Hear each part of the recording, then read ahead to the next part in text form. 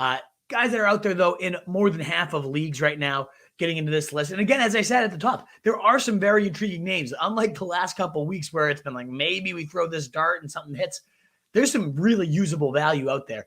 The top down to the top 15. So I highly recommend staying out here with us, Wolfpack. And again, that thumbs up. All right, Jamaal Williams, 41% rostered. Another guy that I would spend just about everything you have at this point. Half if you don't need to use him to maybe block an opponent, but well worth it.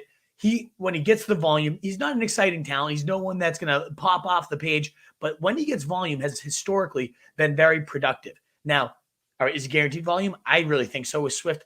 All but a lock to miss this week. That Dan Campbell already came out and said a long stretch for week 13. And what happened when he got knocked out?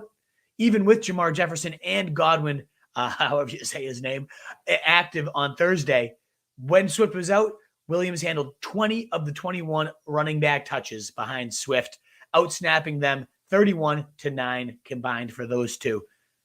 And then you got a banged up Minnesota defense coming in here that was already allowing over 130 yards on the ground. We know the Lions love peppering Swift and just the running backs in general through the air. It's what the offense is centered around with those Saints influences here. I love Jamaal Williams. Will be a top 20 running back play this week. And well worth it if you need someone for that push. When you look at his volume and when he got it with Aaron Jones out from 2018 to 2020, there was only 6 times he had a game without Aaron Jones in there.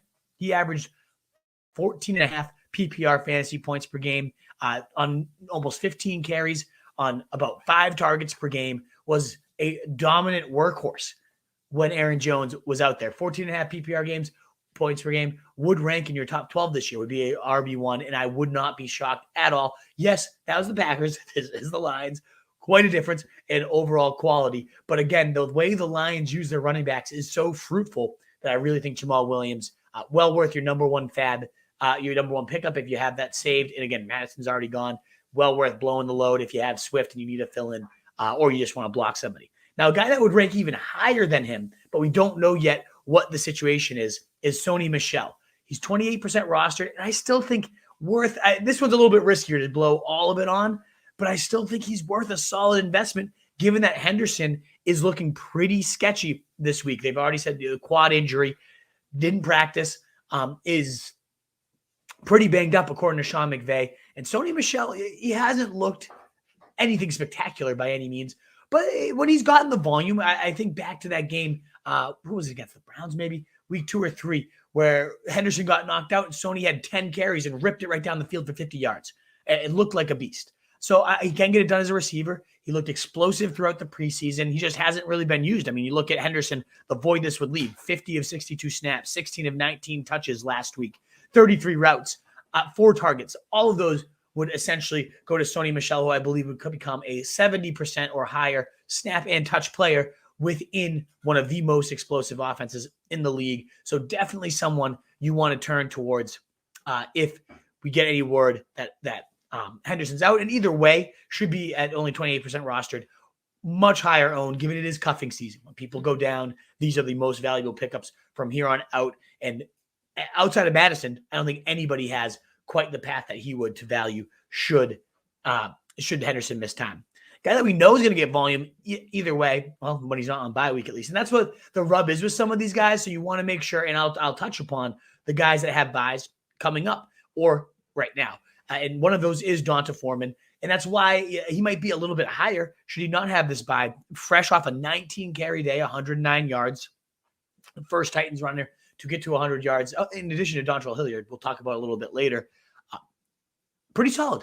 Without Adrian Peterson there, was the de facto number one back, seeing 55% of the running back rush share, 4.8% target share, compared to Hilliard, who did see 9.5 target share. Again, we'll cover him a little bit later. Just the clear-cut groundwork. It seemed like the Titans finally got their offense, they didn't do much against the Pats, but that's the type of identity they want to establish. He was ripping off a couple big plays, looking decently solid. I think moving forward with a pretty nice schedule down this stretch after the bye coming up. Jags kicking that off in week 14.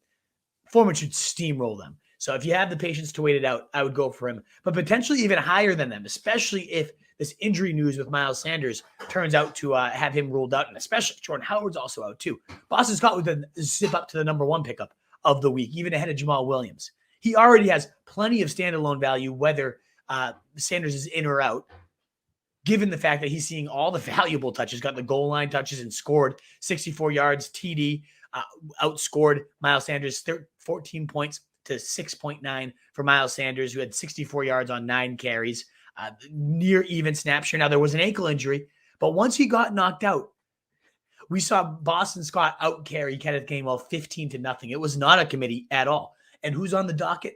The Jets this coming week. So either way, even if Sanders is playing, Boston Scott's going to have some value. Nyheim Hines, the number 2 running back role, put up 25 fantasy points against these guys.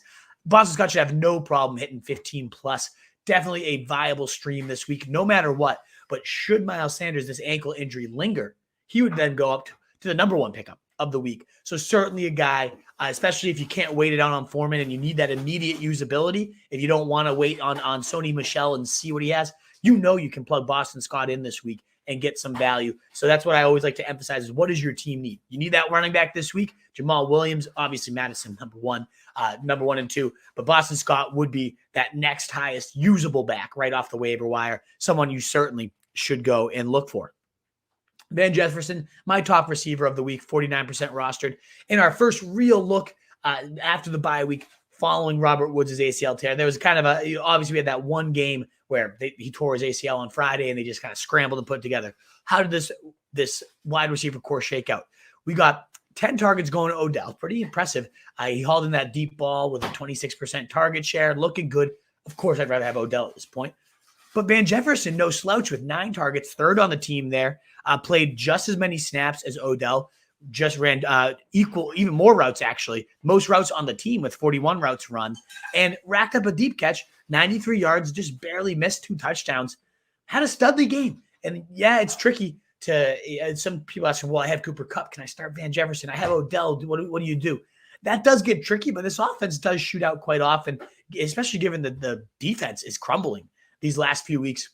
I do think Van Jefferson, a very viable wide receiver, 3 moving forward, and upside for far more any given week as the field stretcher in this offense. I think he's better served, to be honest, as the number 3 rather than the number 2, because he's seeing just about as many targets as he would anyways, but drawing far weaker competition, running those highly productive deep routes. Love to see it.